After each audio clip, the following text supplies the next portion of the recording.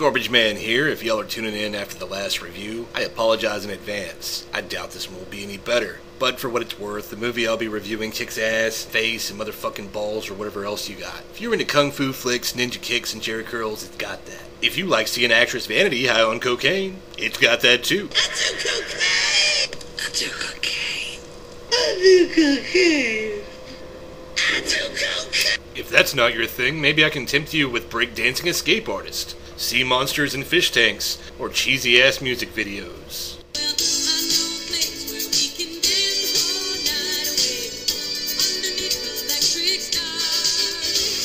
If you think that sucks, get a load of this.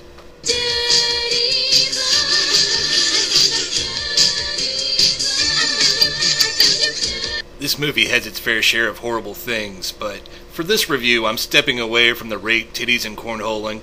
If that bothers you, don't worry. Next time, I'm sure I'll be back with more blood, tits, and ass for everybody.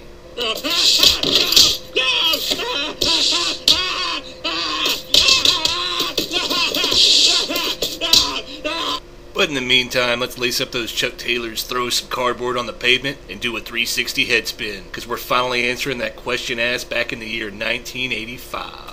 Who's the master? It's garbage day, it's garbage day.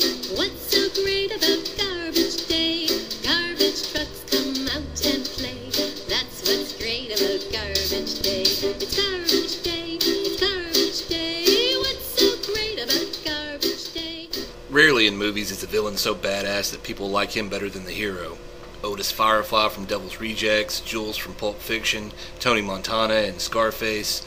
They're all great examples of anti-heroes, but villains they are not. I'm talking about bad guys, antagonists if you will. Guys who will stop at nothing to fuck over the hero for no reason other than to be an asshole. I'm talking about guys that make Arthur Fonzarelli look like Steve Urkel, Uncle Jesse look like Danny Tanner, or Cinemax After Dark look like ABC's TGIF. I'm talking about the biggest, blackest, baddest, badass bad guy to ever square off against the forces of good. No, I ain't talking about no coolie like Darth Vader. Who am I talking about, you ask? Well, who am I? Sure enough. Who am I? Sure enough. I can't hear you. But that's later. If I'm gonna review this fucker, I better start with Bruce Lee. Bruce Leroy. This movie opens with Leroy Green, or as the community calls him, Bruce Leroy. Anyway, it's a montage of him doing all kinds of crazy kung fu training under the tutelage of his Asian kung fu master, who looks and dresses Japanese despite the fact that kung fu comes from China. But I guess that's okay, since how Bruce Leroy dresses and talks like he's Chinese, despite the fact that he's black. I seek only wisdom of the master. Please, I must see the master. It is very important to me. So towards the end of the training montage, the little Japanese guy whips out a bow and starts shooting arrows like crazy at Leroy. Leroy shows off his reflexes by ducking, dodging, and karate chopping the arrows from harm's way.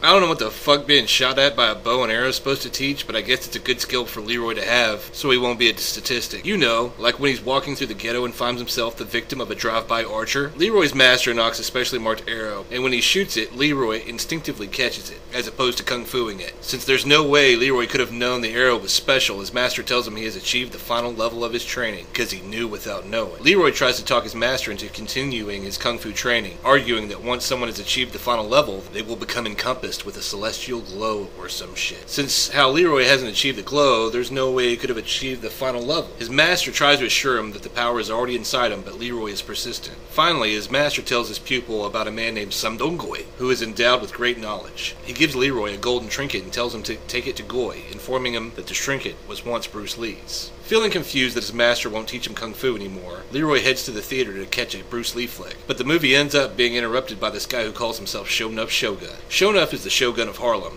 and is always accompanied by his loyal gang of martial artists, who constantly stroke his supersized ego. He also has a strong hatred for this Leroy Green character, because Leroy is the only thing that stands between him and total supremacy.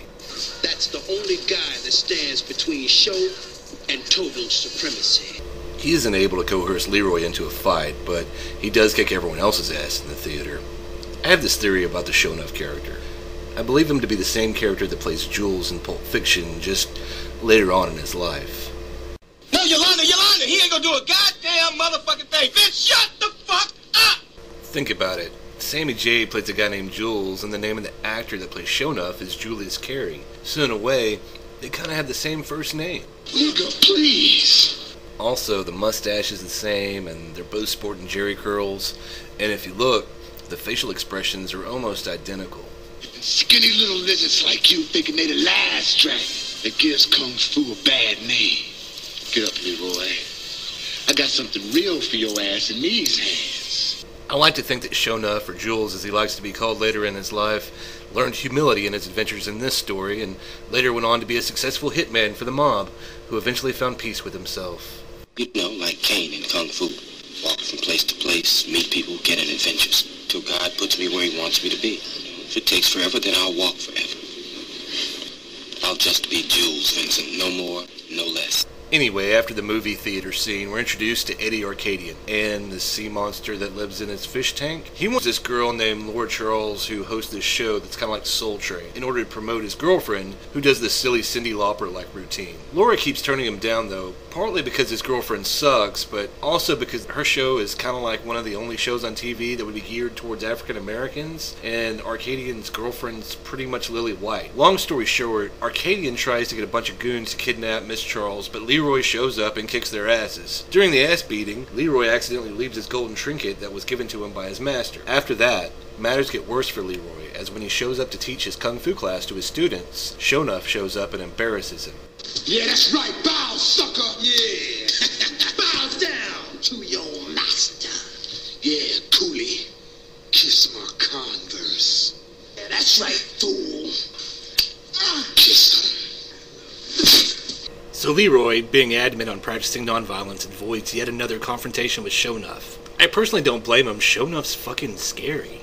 Shogun is the master. So after Leroy kisses Shogun's Converse, he goes back to Laura Charles' studio where she shoots her show in order to get back the trinket he lost the other night. Only to find she's been kidnapped yet again by Arkadian's goons. So this time he dresses like a ninja and rescues her. Much ass kicking ensues and the people rejoice. After Arkadian's plan of using Miss Charles' services are thwarted a second time, he hires every goon in town to take out Leroy, including his arch nemesis Shonuff Shogun. Meanwhile, Leroy has a date with Miss Charles, and is inspired to return to Samdongui. Of course, the trip only yields disappointment, as it turns out he learns that Goi is just a machine that makes fortune cookies. After this realization, he then returns to Miss Charles, but finds that this bitch has been kidnapped yet again. For fuck's sake, Vanity, lock a door or some shit. Anyway, this time, it looks more serious, as Leroy's met by all sorts of bad guys, karate bad guys, biker bad guys, wrestler bad guys, fat guys in extra large underwear bad guys. It's just a lot of fucking bad guys, is basically what I'm saying. In fact, it looks as though Arkadian's army might have the upper hand, until all the kids from Leroy's dojo turn up, and everybody was a kung fu fighting. What, you thought I was going to play it, didn't you? Fuck that, man, you'll get no Carl Douglas from me. Now that he's not being swarmed by legions of thugs, Leroy spots Arkadian and Miss Charles just in time to see them escaping at the back way. Leroy pursues and finds himself face to face with Shonuff.